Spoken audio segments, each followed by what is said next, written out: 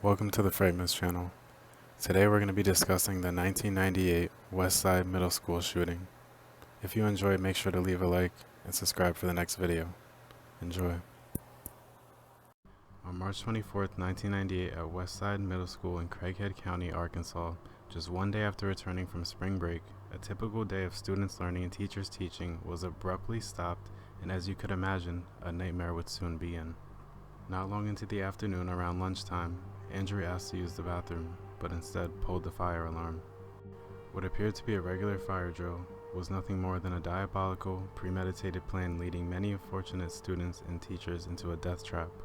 The two individuals responsible for what happened next were 13-year-old Mitchell Johnson and 11-year-old Andrew Golden. But don't let their ages fool you. This was not just two kids pulling a stupid prank, but a sinister goal they were both working towards accomplishing together. Earlier that morning, Mitchell told his mom he wasn't feeling good with intentions of missing the bus.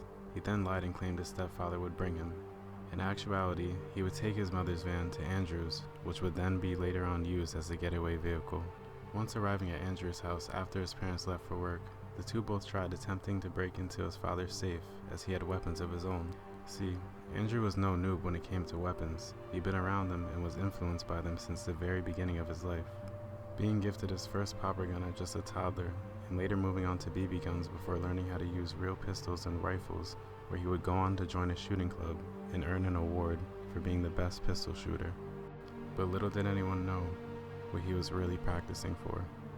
When they were unable to get into the safe, they turned their attention to Andrew's father's 3 unsecured firearms, but in their minds, they needed more. They then made their way to Andrew's grandfather's house, who was a state wildlife officer, where they broke in through the basement and stole a total of 7 weapons ranging from a Remington 7.42 to a Charter Arms .38 special revolver, along with thousands of rounds of ammunition. Now that the van was packed with weapons, snacks, clothes, and camping equipment, they made their way to the school. As Andrew pulled the fire alarm, Mitchell was in the woods prepping the weapons and getting ready to commit and follow through with what they had in mind. Andrew sprinted to the woods to meet Mitchell and get into position as students and teachers came flooding out of the building is when the shooting began, just 11 minutes after the fire alarm went off.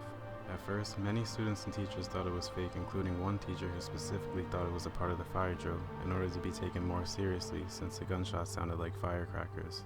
Some even believing it was construction being done on a new coming 5th grade building close by. But once bullets started bouncing off the building, they were all confronted by the true reality of the situation. There was a school shooting taking place.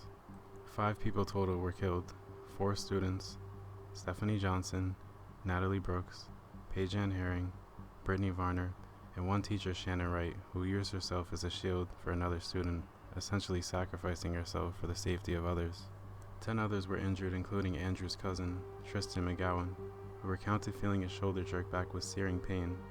Explaining in his own words, "It felt like a hot iron got stuck beneath my arm. I dropped to my knees and started yelling." During the shooting, many students and teachers were trapped outside due to the doors being locked from the inside once the fire alarm went off.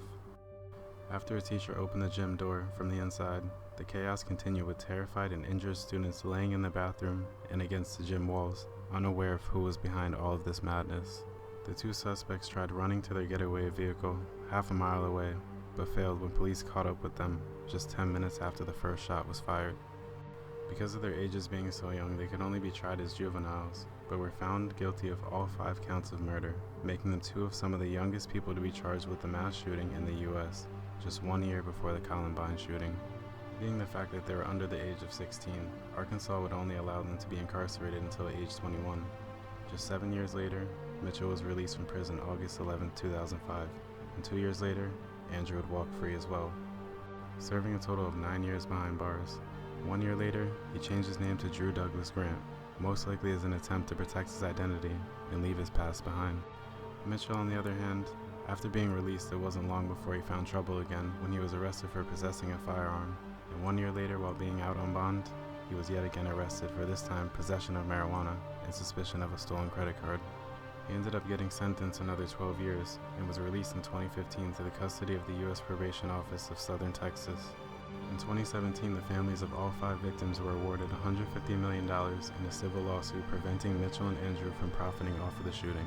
In the end, looking back at this catastrophe, the Parents of both Andrew and Mitchell could be blamed, but nobody was able to see the signs.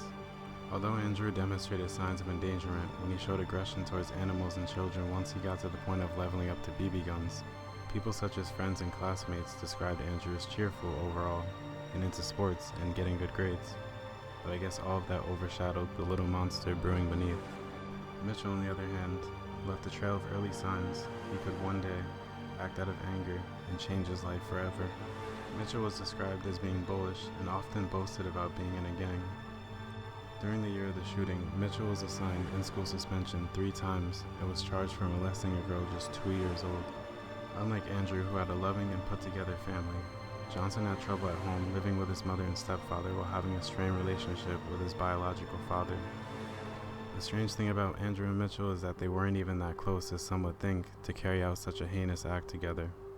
It makes you think, maybe they simply just bonded over their hatred for other people, as they would both threaten others that something big would happen one day.